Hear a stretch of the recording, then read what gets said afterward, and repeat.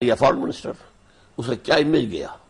ظاہر بات ہے کہ جو مسلمانوں کے جذبات اس وقت مذہب کے حوالے سے جتنے ابھرے ہوئے تھے ان کے اوپر تو یقیناً اوس پڑی ان اعمال سے. لیکن میں سمجھتا ہوں کہ قائد اعظم مخلص تھے.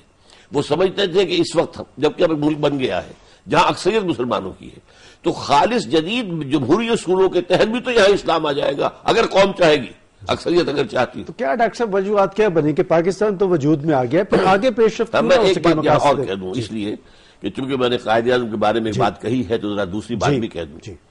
قائد اعظم نے اپنے انتقال سے شاید 2 دن پہلے ایک بات کہی ہے، اور وہ ڈاکٹر ریاض علی شاہ صاحب جو ہمارے جس زمانے میں میڈیکل کالج میں پڑھتا تھا تو اب ہمارے پرنسپل تھے کرنل لائی بخش، اور ٹی بی کے پروفیسر تھے ریاض علی شاہ. یہ دونوں حضرات وہاں تھے قائد اعظم کے علاج کے لیے زیارت میں. ریاض علی شاہ نے اپنی ڈائری میں لکھا ہے کہ قائد اعظم اتنے نحیف ہو چکے تھے کہ اگر 2 لفظ بھی بولتے تھے تو سانپ پھول جاتا تھا. ہم نے کہا تھا آپ گفتگو نہ کریں، خاموش رہیں. لیکن ہم نے ایک دوا دی، اس کے ہم اثرات واچ کرنے کے لیے دیکھنا چاہ رہے تھے، ہم پاس بیٹھے ہوئے تھے. اب ہم نے دیکھا قائد اعظم کی زبان پر کوئی بات آتی ہے پھر وہ چپ ہو جاتے، بولتے نہیں.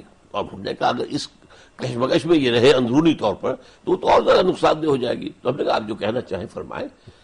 اور یہ الفاظ میں چاہتا ہوں اللہ کرے کہ ہر پاکستانی جو ہے اس کے دل پر لکھے جائیں یہ الفاظ قائد اعظم کے. آپ کو اندازہ نہیں ہو سکتا مجھے کتنا اطمینان ہے کہ پاکستان قائم ہو گیا. تاریخی الفاظ تھے. اور یہ کام میں تنہا نہیں کر سکتا تھا جب تک کہ رسول خدا کا روحانی فیض شامل نہ ہوتا صلی اللہ علیہ وسلم. اب جب کہ پاکستان بن گیا ہے، اب یہاں کے لوگوں کا کام ہے کہ یہاں خلافت راشدہ کا نظام قائم کرے. یہ لفظ ہے خلافت راشدہ. اپنی ڈیتھ سے 2 دن پہلے انہوں نے یہ کہا. اور تاکہ پھر اللہ تعالیٰ امت مسلمہ سے اپنا وعدہ پورا کرے. میں حیران ہوا، قائد اعظم کے سامنے یہ بات بھی موجود تھی کہ امت سے اللہ کا وعدہ ہے کہ پوری دنیا پہ یہ نظام خلافت اللہ بن حاج نبوہ قائم ہوگا.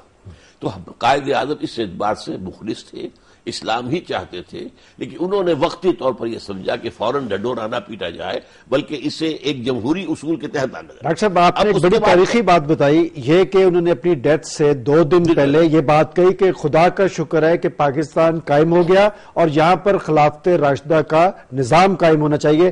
ڈاکٹر صاحب اسی پہ بات جاری رکھیں گے. ناظرین یہاں لیتے ہیں ہم ایک بریک، وقت کے ساتھ رہیے گا.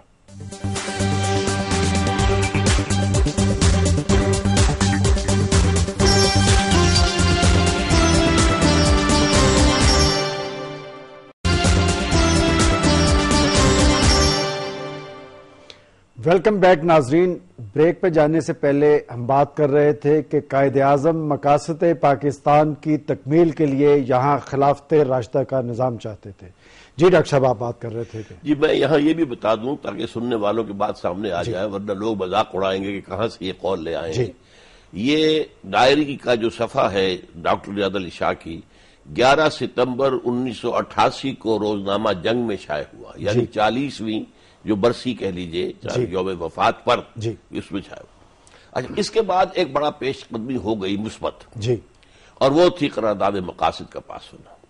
یہ ایک بہت بڑا قدم تھا، اور یوں سمجھیے کہ اس کائنات میں اس دنیا میں جہاں سیکولرزم کا دورہ تھا ہماری مملکت کا نظریاتی رخ متعین ہو گیا. اور یہ کہ حاکمیت اللہ سے چھین لی گئی تھی، ہم نے گویا کہ ریسٹور کی ہے کہ یہ حاکمیت اللہ کی ہے کہ سروری زیبا فقط اس ذات بے ہمتا کو ہے، حکمراں ہے ایک وہی باقی بتانے آسری.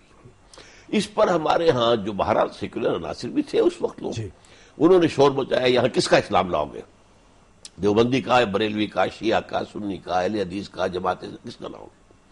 اس پر ایک بہت بڑا اقدام ہوا ہے، ہمارا تاریخی اقدام ہے. یہ تمام ہمارے مسالک جو ہیں فقہ کے ان کے چوٹی کے 31 علماء انہوں نے کراچی میں جمع ہو کر، اور چوٹی کے علماء تھے یہ سب دیوبندی بریلوی مختلف مکاتب فکر کے، اور انہوں نے 22 نکات جو ہیں کانسٹیٹیوشن کے دے دیے کہ یہ ہمارے نزدیک متفق علیہ ہیں، دستخط ہمارے ہیں، بناؤ دستور.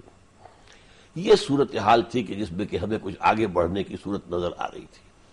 لیکن پھر وہی ہوا جس کا قائد اعظم کو اندیشہ تھا. عالم کفر جاگ گیا کہ یہ کیا ہو رہا ہے، اسلام ابھر رہا ہے.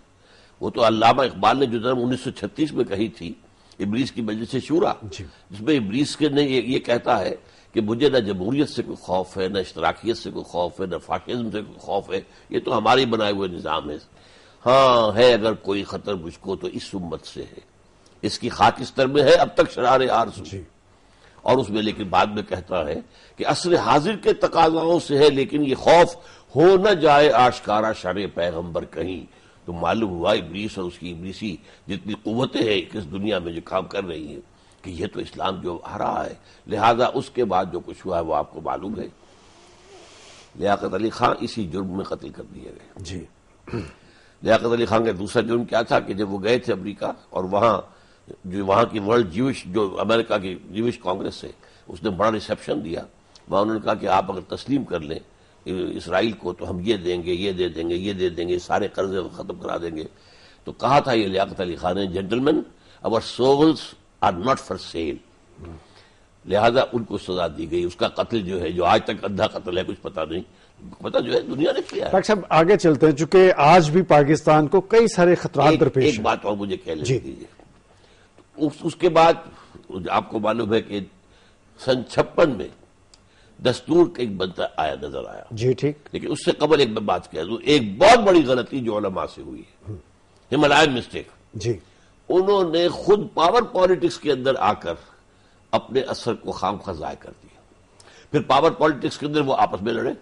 جی. اب ایک دیوبندی بھی کھڑا ہے، ٹکٹ جو ہے وہ ووٹ مانگ رہا ہے اسلام کے نام پر. ڈاکٹر صاحب اس پہ میں نے آپ سے چونکہ ایک اسپیسیفک سوال کرنا ہے، اس پہ ہم آئیں گے بعد میں. اس وقت آج کا پاکستان جو ایک نیوکلیئر پاکستان ہے، لیکن ہم کئی اندرونی اور بیرونی چیلنجز سے درپیش ہیں. ہمارے گرد دشمن گھیرا تنگ کر رہا ہے. اس خطرات کو آپ اس کا جائزہ کس طرح لیتے ہیں؟ کس طرح ہم اس سے نبٹ سکتے ہیں؟ اندرونی کا سب سے بڑا سبب کیا ہے؟ جی.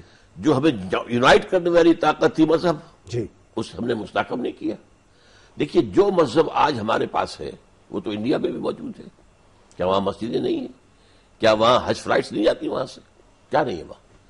یہ جو ہم نے چاہا تھا اسلام کا ایک نظام، جو 37 کے خطبے میں علامہ اقبال نے کہا تھا کہ ہم چاہتے ہیں کہ اس نے 2 باتیں کہی تھی. ایک تو یہ کہ یہ پروفیسی کی تھی، ان کی طرف سے پروفیسائز کیا تھا کہ یہ جو ہے یہ ڈیسٹنی ہے کہ ہندوستان کے شمال مغرب میں ایک آزاد مسلمان ریاست قائم ہوگی.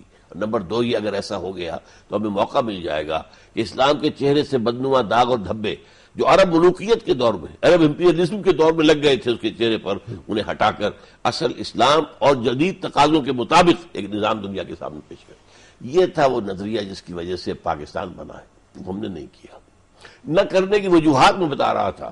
اس میں جو رول سب سے زیادہ پلے کر سکتے تھے، اس لیے کہ جب قرارداد مقاصد پاس ہوئی ہے تو اگرچہ اس کی تجویز پیش کرنے والا ایک شخص تھا، عوام میں سید ابو العلا مودودی تھے اور ہماری دستور سا اسمبلی میں مولانا شبیر احمد عثمانی تھے. جی ٹھیک. ان دونوں کے ذریعے سے، لیکن تمام مذہبی عناصر، مسلم لیگ کے اندر بھی جو مخلص مذہبی لوگ تھے سب کے سب، انہوں نے ساتھ دیا تھا.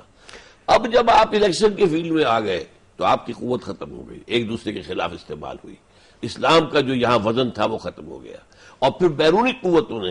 لیکن ڈاکٹر صاحب آج کا پاکستان آج اسلام کی بنیاد پہ انتہا پسندی اور شدت پسندی کا نام لے کے پھر اسلام کو ٹارگٹ کیا جا رہا ہے، اور خاص طور پہ میں بات کروں گا دہشت گردی کے رجحان کی. پورے ملک کے اندر ایک تشویش کی لہر پائی جاتی ہے اور دنیا کہتی ہے کہ یہ انتہا پسند اسلامی لوگ ہیں. اس کی کیا وجہ ہے؟ دیکھیے اس کے لیے ذرا پھر جانا پڑے گا بیک گراؤنڈ میں. یہ جنگ کہاں شروع ہوئی ہے؟ یہ کروسیڈ ہے. جی. یہ کروسیڈ ہے اور یہ لفظ جو ہے بش کی زبان سے نکل گیا، بش کی زبان پھر بعد میں اس نے واپس لیا. لیکن میں آپ کو ثبوت دے رہا ہوں، یہ ہے ایک رسالہ جو نکلتا ہے فلاڈیلفیا